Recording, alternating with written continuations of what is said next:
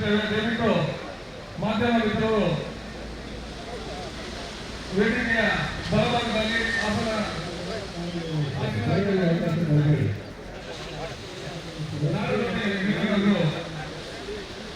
ಸಂಕಲ್ಪ ಕೈಗೊಂಡಿರುವಂತೆ ಇದೀಗ ಪ್ರತಿಭಟನೆ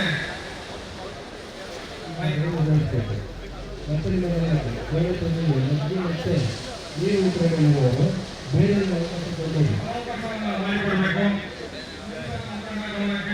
ಇವತ್ತು ಪ್ರತಿಭಟನೆ ಅತ್ಯಂತ ಸಾಂಗವಾಗಿಗಳು ಆಗಮಿಸಿದ್ದಾರೆ. ದಯವಿಟ್ಟು ಅವರಿಗೆ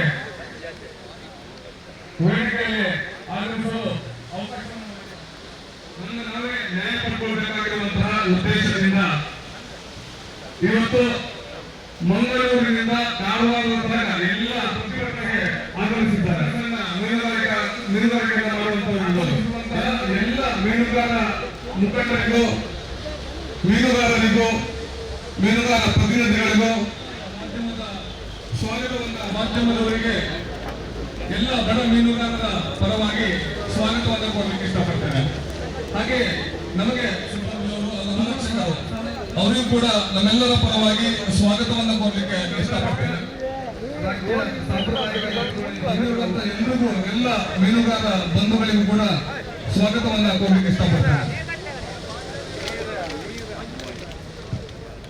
ಸೇರಿರುವ ಎಲ್ಲ ಮೀನುಗಾರ ಮಾತೆಯರೇ ಹಾಗೂ ಮೀನುಗಾರ ಬಂಧುಗಳೇ, ನಾವು ಇಲ್ಲಿ ಸಮುದ್ರ ತೀರದಲ್ಲಿ ಅಂದ್ರೆ ನಾವು ಮೂಲ ಮೀನುಗಾರಿಕೆಗಳಿರ್ಬೋದು, ಉಲ್ಟ್ರೋಲ್ ಹಾಕಿರುವಂತ ಇರ್ಬೋದು, ಬೆಳಕು ಮೀನುಗಾರಿಕೆ ಒಳ್ಳೆ ಜನ ಸೇರಿದ್ದಾರೆ. ಯಾಕಂದ್ರೆ ನಾವು ಸೇರಿರುವಂತ ಜನಸಂಖ್ಯೆಯನ್ನು ನಮ್ಮ ಮತ್ಸ್ಯ ಸಂತತಿ ಏನಿದೆ ಅದೊಂದು ಸ್ವಲ್ಪ ಒಂದೆರಡು ನಮ್ಮ ಮನವಿ ಏನಂದ್ರೆ ಜಾಸ್ತಿ ಜನ ಸೇರಿದ್ರೆ ನಮಗೆ ಸಮಸ್ಯೆ ಆಗ್ತದೆ. ಉಗ್ರವಾದಂತ ಹೋರಾಟವನ್ನು ಮಾಡ್ತಾ ಇದ್ದೇವೆ ಅಂತ ಈ ಸರ್ಕಾರಕ್ಕೆ ನಾವು ನಮಗೆ ನ್ಯಾಯಯುತವಾಗಿ ಮೀನುಗಾರಿಕೆ ನಡೆಸಲಿಕ್ಕೆ ಅವಕಾಶವನ್ನು ಮಾತ್ರ ಕೇಳ್ತಾ ಇದ್ದೇವೆ. ನಾವು ಇವಾಗ ನಾವು ನಡೆತಿರುವಂತದ ಶಾಂತಿಯುತ ಪ್ರತಿಭಟನೆ ಗೌರವ ಸಲಹೆಗಾರರಾಗಿರ್ತಕ್ಕಂಥ ಶ್ರೀಯುತ ನವೀನ್ ಚಂದ್ರ ಉಪ್ಪುಂದ ಕೂಡ ಕೆಲವೊಂದು ವಿಚಾರಗಳನ್ನು ತರಬೇಕಾಗಿದೆ. ಕರ್ನಾಟಕ ಕರಾವಳಿಯಲ್ಲಿ 320 ಕಿಲೋಮೀಟರ್ ಉದ್ದದ ಕರಾವಳಿ ಮಾತ್ರ ಮೀನುಗಾರಿಕೆ ಮಾಡುವವರು ಅನ್ನುವಂಥ ಕಲ್ಪನೆ ಇವತ್ತಿಗೂ ಕೂಡ ಇದೆ. ಅದನ್ನು ಹೋಗಲಾಡಿಸಬೇಕು. ಪ್ರತಿ ಕರಾವಳಿಯಲ್ಲಿ ಕೂಡ ನಾಡದೋಣಿ ಮೀನುಗಾರರಿದ್ದಾರೆ, ನಾಡದೋಣಿ ಇದೆ. ಆದರೆ ಸರ್ಕಾರದ ಮಟ್ಟದಲ್ಲಿ, ಸರ್ಕಾರದ ದೊಡ್ಡ ದೊಡ್ಡ ಅಧಿಕಾರಿಗಳ ಮಟ್ಟದಲ್ಲಿ ಅದು ವಿಶೇಷವಾಗಿ ಕೆಲವೊಂದಿಷ್ಟು ಜನಪ್ರತಿನಿಧಿ ಮಾಡಿದಾಗ ಬಹುಶಃ ಆಡುವವರು ಹೋಗುವವರು ಎಲ್ಲರೂ ಸ್ವಲ್ಪ ಕಣ್ತೆರೆದು ನೋಡ್ಲಿ ಅನ್ನುವಂಥ ಉದ್ದೇಶದಿಂದ ಮಾಡಿದ್ದೇವೆ. ಯಾವ ತೀರ ಇದೆ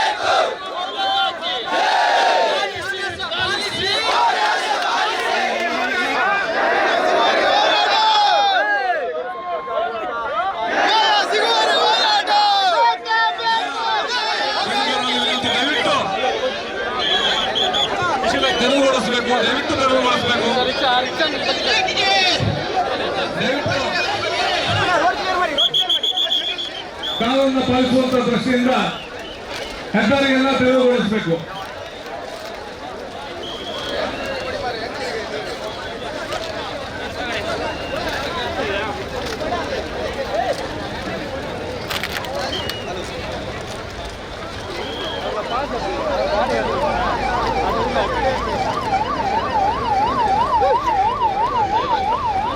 ಊಟಕ್ಕೆ ರೆಡಿಯಾಗಿ